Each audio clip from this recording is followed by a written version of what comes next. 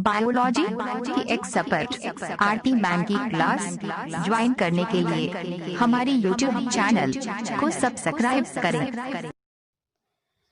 Good morning बच्चों, आज हम आपके सामने फिर से ऑनलाइन क्लास में अगले नेक्स्ट वीडियो में लेकर आए हैं जो कक्षा 11 एवं 9 के लिए है।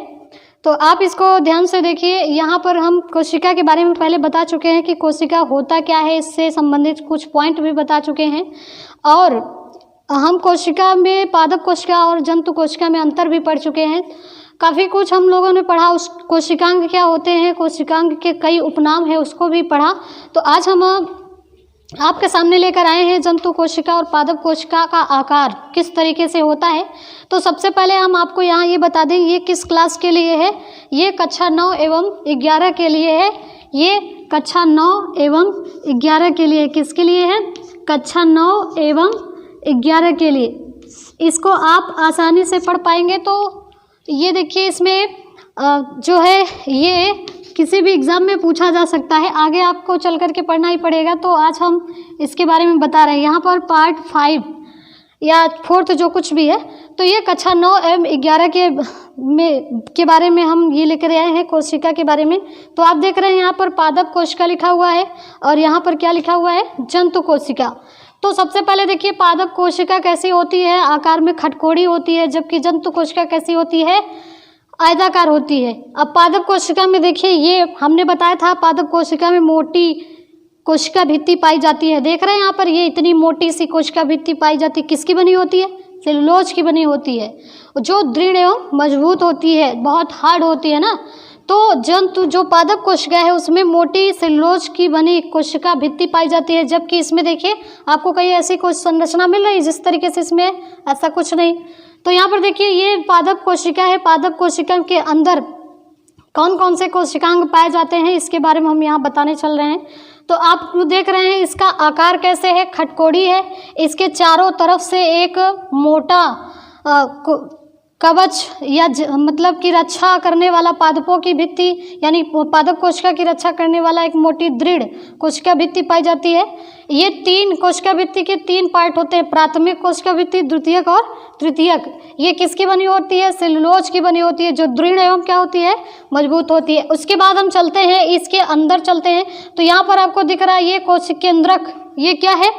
केंद्रक है। इसको जो हम अगर अलग बनाकर दिखाएं तो आपको इस तरीके से दिखेगा। ये इस तरीके से यहाँ बीच बीच में छिद्र होता है। ये केंद्रक, यहाँ बीच बीच में क्या होता है? छिद्र होता है। और इसके ऊपर इस तरीके से करके कुछ संरचना मिल रही है और इधर से भी।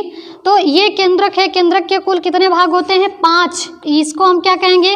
केंद्रिका कहेंगे। और इसमें धागे के समान संरचनाएं पाई जाती हैं जिसको हम क्रोमैटिन धागे कहते हैं। तो केंद्रक के कितने भाग होते हैं? आपको अगर ये बीच वाली संरचना दिख रही हो यहाँ पर और जंतु कोशिका में तो आपको ये दिख रहा होगा। तो अगर हम इसको अलग से बनाएं तो ये है केंद्रक। केंद्रक के कितने भाग होते हैं? 5। केंद्रक छिद्र हो गया, केंद्रक छिद्र, केंद्रक छिद्र। फिर उसके बाद आ जाता है केंद्रक कला। केंद्रक को चारों तरफ से जो भित्ति घेरे होती है उसको हम केंद्रक कला कहते हैं।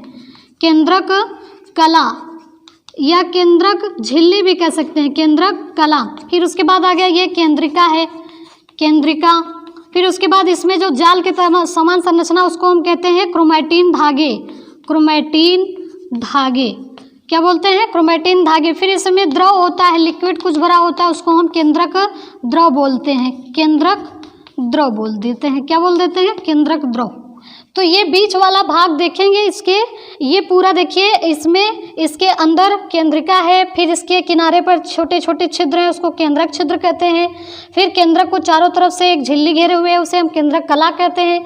फिर इसमें एक बीच में सेंटर में एक केंद्रिका होती है, ठोस गेंद के समान संरचना, उसको हम केंद्रिका कहते हैं। इसमें धागे के समान जाल की तरह संरचना पाई जाती है, उसको हम क्रोमैटिन धागे कहते हैं। वहाँ हमने अलग से इसीलिए बताया। और इसके मतलब केंद्रक के भित्ति, केंद्रक भित्ति पर या केंद्रक कला पर एक कुछ संरचनाएं मिलती है जिसको हम क्या कहते हैं? ER, इंडोप्लाज्मिक रेटिक्यूलम कहते हैं। क्या कहते हैं? Endoplasmic reticulum. अगर हिंदी में कहें तो उसे अंतःप्रद्रव्ययी जालिका।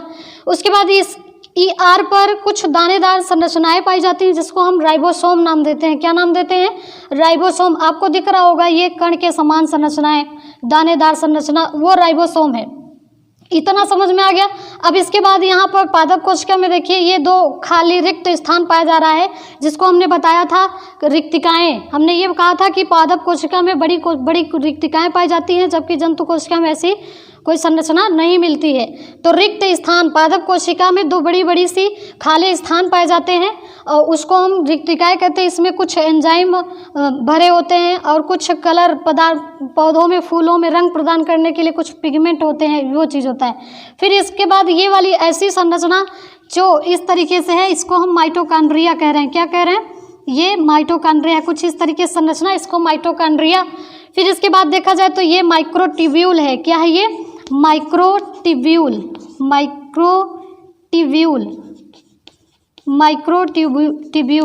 फिर उसके बाद यहाँ पर कुछ ऐसी संरचना है उसको हम राइबोसोम।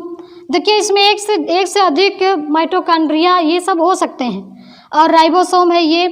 और उसके बाद यहाँ पर हरित लवक लिखा हुआ है, कोशिका भित्ति, ये पूरा मिला करके।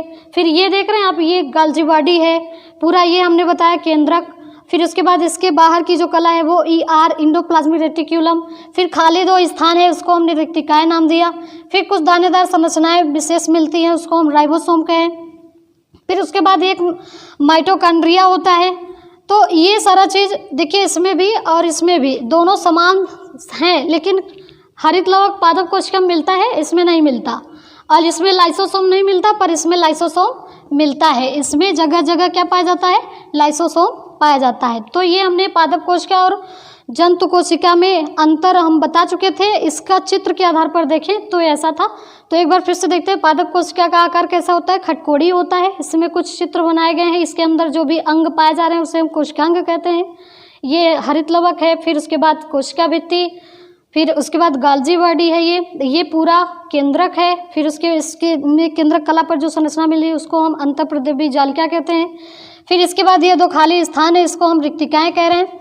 और ये राइबोसोम। फिर इधर से भी माइटोकॉन्ड्रिया आप देख रहे हैं, इधर से भी माइटोकॉन्ड्रिया, सेम वही चीज़ें हैं। तो कुछ पादप कोशिका में नहीं पाया जाता, कुछ जंतु कोशिका में नहीं पाया जाता। जैसे हमने बताया हरित लवक जंतु कोशिका में नहीं मिलता। अगर मिलता होता तो मानव भी क्या करता? अपने आप स्वयं भोजन बना लेता। ना स्कूल होता, ना आप यहाँ पढ़ने आते, ना विद्यार्थी होते, ना तो कोई टीचर होता। तो चलिए आज के लिए हम इतना ही, आगे अगले नेक्स्ट वीडियो में बताएंगे।